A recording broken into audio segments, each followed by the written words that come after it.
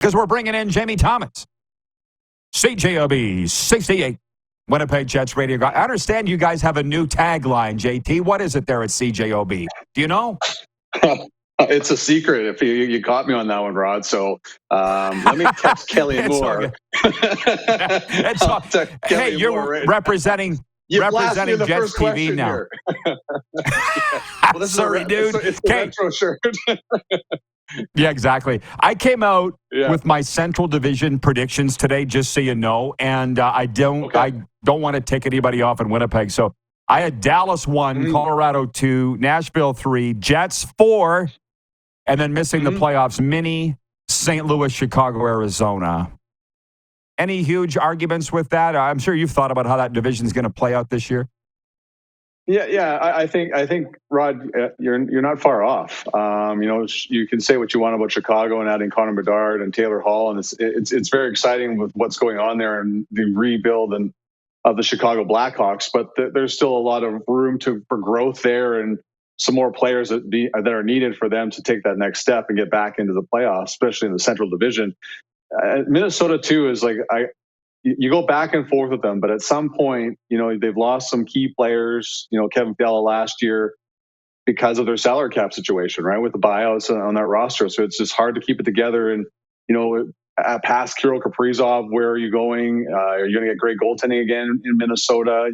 You lost Ryan Reeves, that nuclear deterrent that he provided night in and night out for the Minnesota Wild too. So I don't think you're far off. And clearly Colorado, Dallas are the class of this division.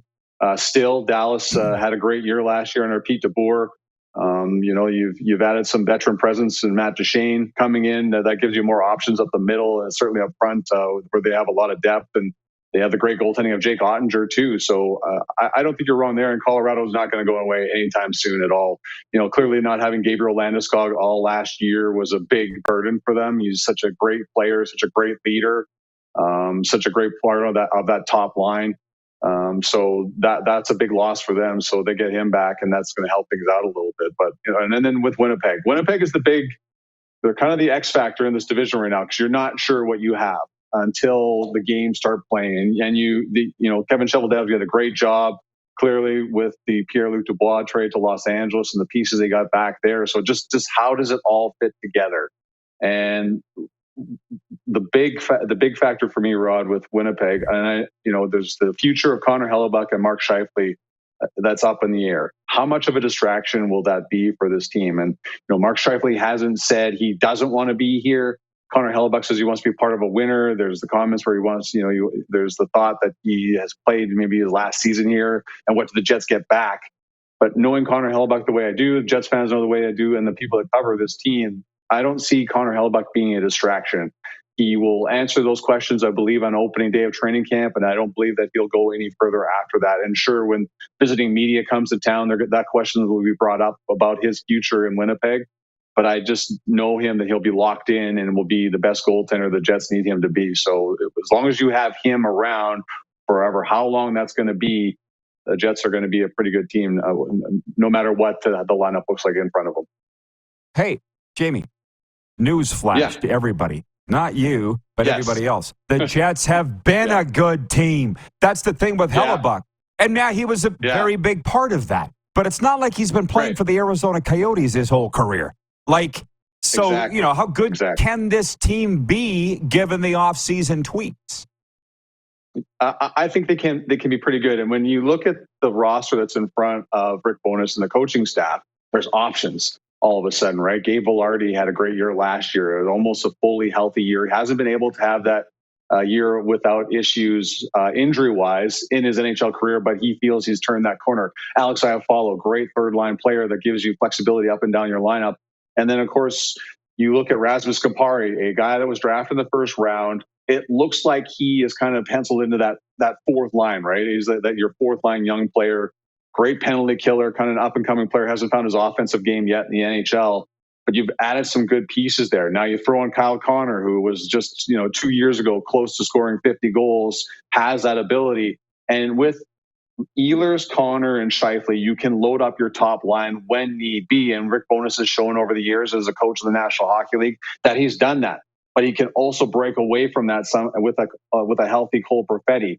Can you throw Gabe Vilardi in the top line? Can you move Morgan Barron in and out of that top line? So the best part of what he has in front of him, and I'm talking about Rick Bowness, is there's flexibility to do what you need with that roster. If you want to run your load up that top line, sure.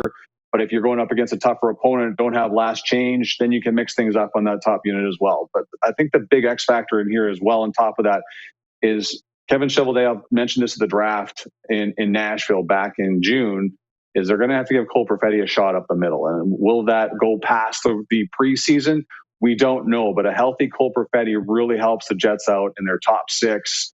And again, gives them plenty of options to see what they can do if they need to lock things down. And then, of course, we're leaving out their third line, their checking line. A healthy Mason Appleton, who sustained that freak injury with the hole in the penalty box in the glass where he injured his wrist.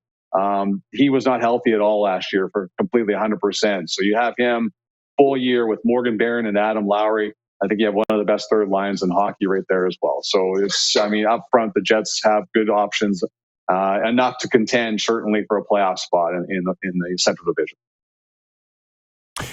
We have about 90 seconds. You're a TV guy first. Yep. You know what that means. But Jay Miller in Winnipeg writes in, says, Chevy needs to get more scoring into this lineup. You kind of just went line by line by line, but you tell me, is that a fact that they need more offense? Or from the back end? Well, that's here's another thing too, Rod, is, last year we saw kind of the opening of the floodgates for the defense to jump into the offense. Josh Morrissey has an all-star caliber year, was in the conversation for the Norris Trophy for the longest of time. And then, teams started focusing on it a little bit. Neil Pionk had double-digit goals last year. I think another part of it here, too, is I'm not saying Dylan Sandberg's all going to suddenly score 10 goals here, but he got a lot of confidence from playing for the United States at the World Hockey Championships and admitted as such at the earlier part of the summer. So he plays another role in there.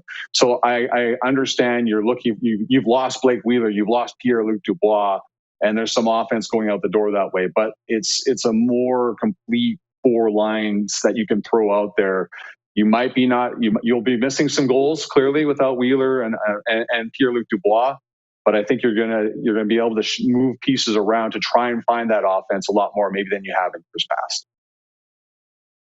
This has been a wonderful preview, which I knew it would be. Jamie, have a great season. Buddy. I hope we can check in along the way. I know the Panthers are there early in the season, but you're not usually here till later. But we'll see you when you come through, man. Thanks for this. Buddy, I'm so jealous of you, of your sight lines. I love how you throw those palm trees up there. So say hello to the Miami Dolphins for me while you're down there. Is that your team? That's my team, buddy. Dan Marino sucked me in all those years ago. Hashtag fins up. You got it. All right. Thanks, Jamie. Thanks.